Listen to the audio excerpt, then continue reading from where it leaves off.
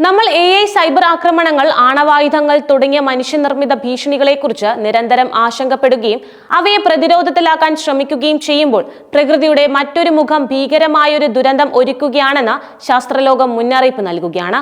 രാഷ്ട്രീയ സംഘർഷങ്ങളിലും മൂന്നാം ലോക മഹായുദ്ധത്തിന്റെ കരിനിഴലിലും മുഴുകിയിരിക്കുന്ന ഈ ലോകം ശാന്തമെന്ന് നാം വിശ്വസിക്കുന്ന കടലിന്റെ ആഴങ്ങളിൽ ഒളിഞ്ഞിരിക്കുന്ന മാരകമായ ഒരു ഭീഷണിയെ കണ്ടില്ലെന്ന് നടിക്കുകയാണോ?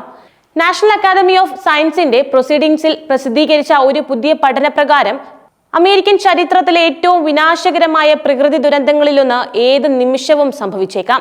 ഈ ഭീഷണി ലോകം കണ്ട ഏറ്റവും വലിയ സാമ്പത്തിക സൈനിക ശക്തിയായ അമേരിക്കയെ പോലും നിസ്സഹായരാക്കാൻ പോന്നതാണ്. എന്താണ് കാസ്കേഡിയ സബ്ഡക്ഷൻ സോൺ?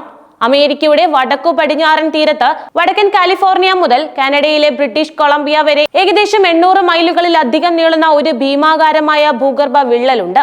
ഇതാണ് കാസ്കേഡിയ സബ്ഡക്ഷൻ സോൺ. ഭൂമിയുടെ ഫലകങ്ങൾ പരസ്പരം ഉരസുന്ന ഒരു പ്രദേശമാണിത്. കൃത്യമായി പറഞ്ഞാൽ ജുവാൻ ഡി ഫുക്ക പ്ലേറ്റ് എന്ന സമുദ്രഫലകം നോർത്ത് അമേരിക്കൻ പ്ലേറ്റ് എന്ന വൻകര ഫലകത്തിന്റെ അടിയിലേക്ക് നീങ്ങുന്ന മേഖലയാണിത്.